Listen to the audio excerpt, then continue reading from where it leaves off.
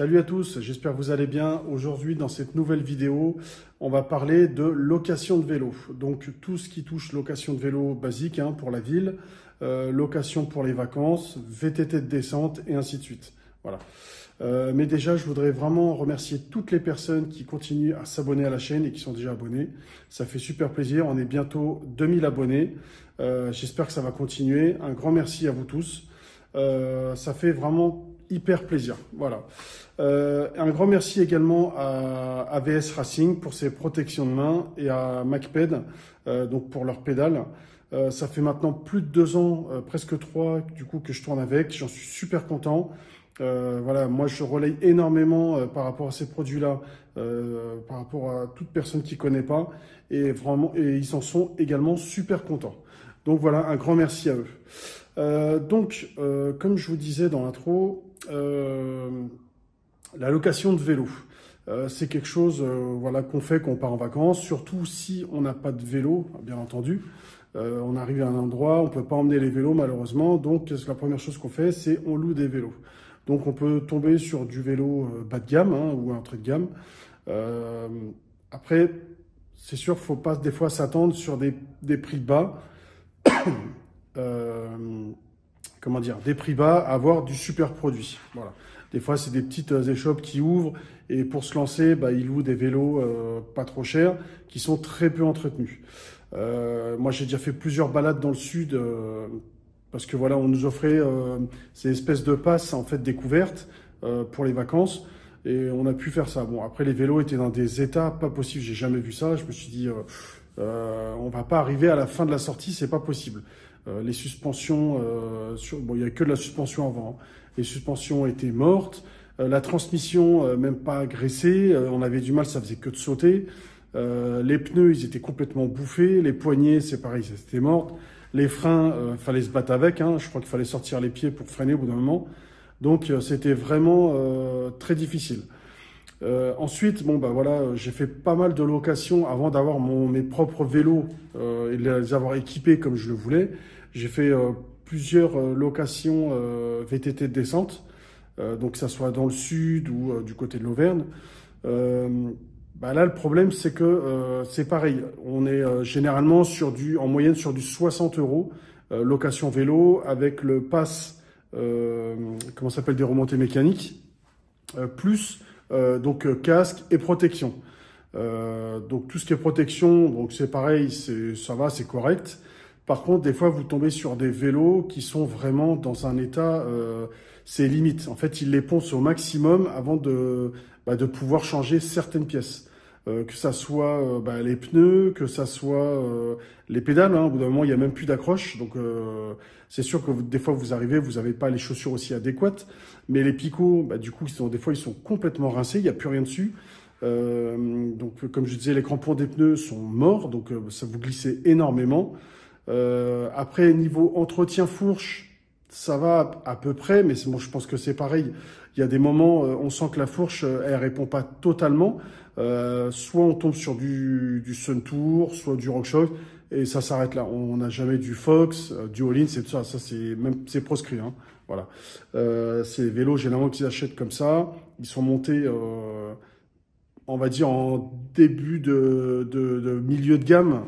C'est vraiment, c'est pour vraiment de la location. Bon. Par contre, après, tout ce qui touche au frein, là, c'est un petit peu plus délicat. Et pareil pour la transmission. Pourquoi? Parce que déjà, ce qu'il faut savoir, c'est que les freins, en fait, je vais vous montrer, les freins à ce niveau-là, au niveau du serrage, en fait, ils ne serrent pas à fond. Pourquoi? Parce que quand vous tombez, ça relève du coup, ça bascule la poignée de frein pour éviter qu'elle se casse. Sauf que à force, ça se dévisse complètement. Et quand vous devez faire un freinage d'urgence, la poignée, en fait, elle se décale complètement et vous n'arrivez plus à freiner du tout. Donc moi, c'est ce qui m'est arrivé maintenant, il y a combien de temps? Maintenant, il y a 4-5 ans. Donc au début, ça allait. Bon, j'avais du mal parce que c'est vrai que les pédales, elles étaient vraiment pas top. Les pneus, pareil, c'était limite. Et donc la transmission, elle était très mal réglée. Donc ça faisait que de sauter au niveau. Bon, heureusement que c'est de la descente, mais le peu qu'on pédalait, ça claquait à chaque fois. Donc on sentait vraiment déjà que la chaîne elle était morte. Et il y avait certains pignons de la cassette et même du plateau avant qui étaient bouffés. Bon. Donc je pense qu'ils attendaient que ça soit cassé pour pouvoir le remplacer. Donc il y avait ça. Et donc au niveau du frein, eh ben, j'ai dû freiner en fait en pleine descente. Et donc là, du coup, je me suis retrouvé avec le frein, le levier de frein qui était complètement desserré. Et donc en fait, il s'est déplacé au moment de freiner. En fait, j'avais aucune course. Donc en fait, c'était le frein arrière, donc j'ai pas pu ralentir. J'avais tout sur le frein avant. Excusez-moi. Donc tout sur le frein avant. Qu'est-ce qui s'est passé en pleine descente? Je vous laisse faire le truc. Hein. L'avant, il a chassé. Je suis passé par devant. J'ai fait une chute de 3 mètres dans les rochers. J'ai dévalé. Et en fait, malgré que j'avais des protections, des grandes protections qui protègent le tibia et le genou, eh ben, le genou a fini par taper en fait sur un rocher. Je suis resté pendant 40 minutes en fait sans bouger. J'avais tellement mal, j'avais un œuf sur le tibia qui était aussi gros que mon poing. Donc je pensais que ma jambe était carrément cassée, ça saignait un petit peu. Et en fait, quand au bout d'un moment je me suis levé, heureusement il y a une personne qui s'est arrêtée.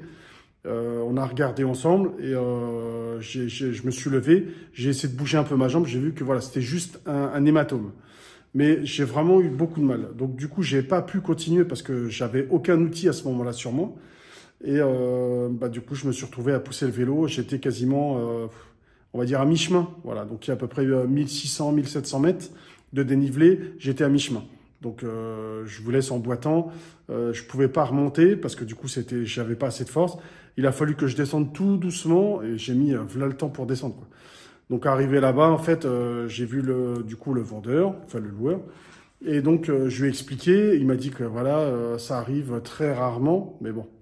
Ce qui s'est passé, c'est que du coup, il m'a offert la location pour la semaine, malgré que j'avais énormément de mal à marcher. Je me suis dit non, je peux pas m'arrêter là. Je suis venu pour ça, donc faut que j'y aille. Mais par contre, sur les autres locations que j'ai faites les jours précédents, j'ai tout vérifié moi-même sur le vélo. Voilà, j'ai tout vérifié. Tous les serrages, que ça soit... donc, je vous montre. Alors, ça, c'est les petits points qu'il faudra que vous pensiez à regarder. Hein. Donc, tout c'est ça. Vous regardez si c'est bien serré ou pas. Donc, essayez de partir en vacances, si vous pouvez, au moins avec un jeu de clé Allen. Pas les grosses, hein, ça sert à rien, mais au moins les petites. Vous voyez? Hop, voilà, les petites qui sont là. Ça ici, pareil. Il faut bien regarder parce que ça, si ça bouge pendant que vous tournez, le guidon, il part d'un côté et la roue de l'autre. Donc, c'est pas top. Mais au moins, pour les freins, pour ça, serrage. Alors, des fois, c'est les axes. Vous voyez, bon, là, il n'y a pas de clé. Mais il y en a où il n'y a pas ça, en fait. C'est un, comment on appelle ça? Ça sert avec une clé Allen. Hein, donc, c'est pareil. Regardez un petit peu aussi les écrous au niveau des étriers. Donc, ça peut être important. Faites bouger un petit peu ici au niveau du levier. Ça, c'est pareil. Hein, ça, c'est des choses. Vous perdez une pédale en pleine descente. Voilà, je pense que ça va faire mal. Voilà, bougez un petit peu tout ce qui est à visser. N'hésitez pas, vous mettez dans un coin une fois que vous avez pris le vélo. Tac, vous regardez, prenez votre clé, vous resserrez. Généralement, il y a maximum 3 clés. 3 clés différentes pour resserrer en fait tout ce qu'il y a sur le vélo. En général, d'accord? Au moins, vous faites ça, vous êtes tranquille. Pareil, n'hésitez pas à regarder un petit peu, vous bougez le pneu. Hein, par rapport à l'axe pour voir s'il y a du jeu, ça c'est important aussi. Regardez si quand vous louez, tout ce qui est crampon avant, arrière du vélo, si c'est en bon état ou pas, parce que si vous allez rouler dans la boue, dans les cailloux et qu'il n'y a plus de crampons, il n'y a rien, c'est vraiment très problématique, hein, parce que là vous allez vous prendre des pelles, même sur les racines, ça va faire très très mal. La suspension, alors n'hésitez pas pareil à regarder un petit peu l'état de la suspension, s'il n'y a pas des fuites, des choses comme ça, parce que ça c'est pareil, ça peut être délicat. N'hésitez pas à jouer avec la compression du vélo, vous mettez dessus et vous pompez un peu avec le vélo à l'avant, à l'arrière, parce que en fait ils mettent une pression et après c'est la même pour tout le monde.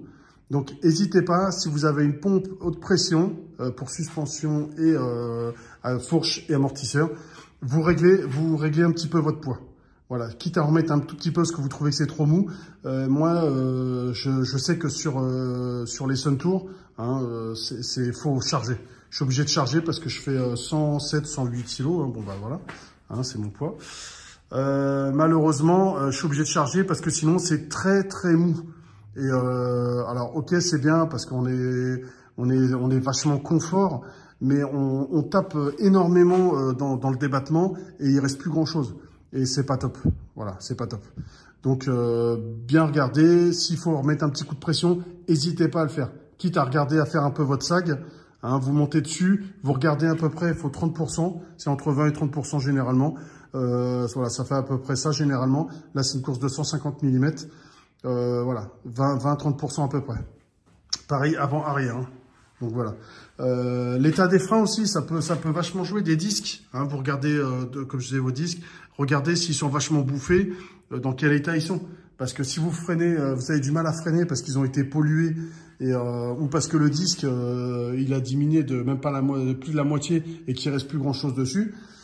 Bon, c'est pareil, le freinage, c'est des organes importants, d'accord?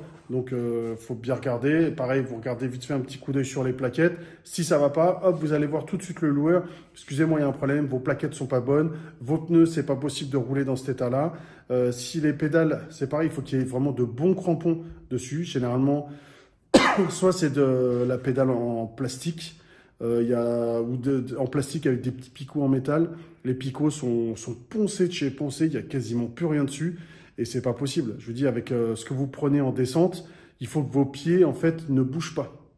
Voilà, il faut pas que ça bouge parce que si ça bouge, qu'est-ce qui se passe, hein? Les pieds, hop, ils glissent dessus et c'est la chute. Vous vous éclatez. Voilà, moi ça m'est arrivé aussi, donc voilà, je vous le dis, hein, comme ça au moins c'est réglé. Donc voilà. Donc moi je sais que maintenant quand je pars en vacances et par exemple je fais des randonnées en VTTAE, je prends certains, on va dire mes pédales déjà, c'est clair et net, les MacPed, je les remets en fait sur le vélo de location. Voilà, comme ça moi je sais que je suis tranquille, ça m'aide énormément, énormément. Après, voilà, il y a des trucs, il faut avoir sur soi, faut pas hésiter. N'hésitez pas, comme je vous expliquais, prendre quelques outils avec vous. Généralement, c'est pareil. Une fois, je suis tombé sur un gars en pleine descente. Il avait explosé son pneu, donc il avait plus rien. Heureusement, moi, dans mon sac, j'avais des Riesland. Hein, je sais pas si vous voyez des serre-câbles là. J'en avais un bon paquet. Du coup, qu'est-ce que j'ai fait? Je lui ai dit, écoute, tu veux descendre? Le pneu était complètement, la chambre à air, le pneu avait été sorti, ça, c'était mort. Donc je lui ai dit, écoute, on a mis de la mousse. Alors, franchement, il a rigolé et le mec en bas, il a dit, mais c'est quoi ça? J'ai mis de la mousse en fait à l'intérieur du pneu pour combler la chambre à air, tout simplement. Et en fait, après, j'ai attaché le pneu avec les Riesland. Donc le mec, il a réussi à descendre avec ça. Le mec, il m'a dit, j'ai jamais vu ça. Je dis, t'as réussi à descendre? Il me dit, ouais. Je dis, voilà. Donc il me dit, franchement, il me dit, j'ai halluciné, quoi. Le loueur, il a pété un plomb. Il me dit, mais c'est quoi ce truc-là? Donc voilà. C'était des petites anecdotes sympas et le gars m'a remercié parce que sinon, sa location était foutue et ça m'a pris quoi, les 5 minutes à tout casser. Donc voilà. Donc ça, les locations, franchement, faites super attention parce que vous pouvez avoir de très très grosses chutes. Ne croyez pas parce que vous louez un vélo qui est nickel, vous allez pouvoir bombarder avec et faire ce que vous voulez. Voilà. Sauf les, comment dire, les mecs qui sont les pros et tout ça, voilà, qui généralement ils ont leur propre vélo, hein, ils font pas de la location. Mais quand ils prennent un vélo, quand ils testent certains vélos, on a vraiment beaucoup de surprises. Donc faites super attention. Vous flinguez pas pour les vacances, d'accord, parce que c'est important, on n'en a pas beaucoup et c'est là où on profite le plus. Et franchement, pour une première expérience, s'éclater, se péter une jambe ou se péter un bras ou une clavicule en pleine descente, c'est pas top. Voilà. Donc franchement, regardez bien votre vélo, faites bien un check. Le loueur, il est là pour louer un vélo en toute sécurité. Maintenant, si c'est pas le cas, soit vous demandez un échange de vélo, ou soit carrément, tant pis, vous lui dites, non, je suis désolé, je peux pas louer chez vous. D'accord? Là, le vélo est pas du tout en sécurité, donc c'est pas possible. Ok? Surtout, n'hésitez pas. Si vous avez des questions ou quoi que ce soit, surtout, comme d'habitude, hein, vous m'envoyez un petit message. Moi, je vous réponds. J'ai mon compte TikTok, Instagram, c'est le même nom que la chaîne, donc il n'y a pas de souci. Et surtout, si vous n'êtes pas abonné, abonnez-vous, likez et partagez, ça fait super plaisir. Je vous remercie, je vous dis à très bientôt et salut!